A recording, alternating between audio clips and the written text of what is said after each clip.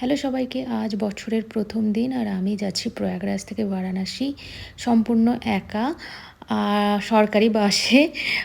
খুবই একটা চ্যালেঞ্জিং ব্যাপার ছিল, কিন্তু যাই হোক আমি অবশেষে বারাণসী পৌঁছে গিয়েছিলাম এবং 2 ঘন্টা লাইনে দাঁড়ানোর পর আমি বাবা বিশ্বনাথের দর্শন করলাম। এবং আমার সাথে যারা সহযাত্রী ছিলেন তারা খুবই ভালো ছিলেন, আমাকে খুবই হেল্প করেছেন এবং ওখানকার পুলিশরাও খুবই হেল্পফুল। মানে একা ট্র্যাভেল করলে মেয়েদের কোনো অসুবিধাই হবে না। যাই হোক, এখানে আমি শুদ্ধ শাকাহারি খাবার খেলাম মাত্র 80 টাকা দিয়ে। তারপর আমি পৌঁছে গেলাম ঘাটে।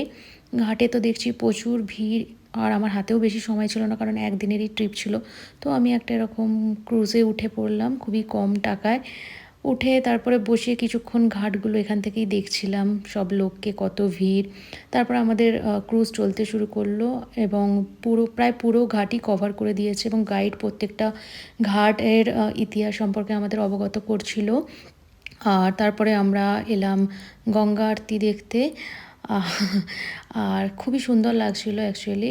এখানে ফোনে হয়তো ভালো লাগছে না অতটা, মানে দূর থেকে বোঝা যাচ্ছে না, কিন্তু অ্যাকচুয়ালি ভালো লাগছিলো। এটা হচ্ছে রাজা হরিশ্চন্দ্র ঘাট, যেখানে এখন মৃতদেহকে দাহ করা হচ্ছিল। আর এটা হচ্ছে আস্সি ঘাট। আর তারপরে আমরা চলে এলাম এখানে সন্ধ্যা আরতি দেখতে। আর এটা হচ্ছে মানিকর্ণিকা ঘাট, এখানেও সবসময় চিতা জ্বলতে থাকে। আর ফেরার সময় বাপ রে বাপ কী ভিড়! যাই হোক, অবশেষে আমি আবার সরকারি বাসে চেপে বাড়ির উদ্দেশ্যে রওনা দিলাম।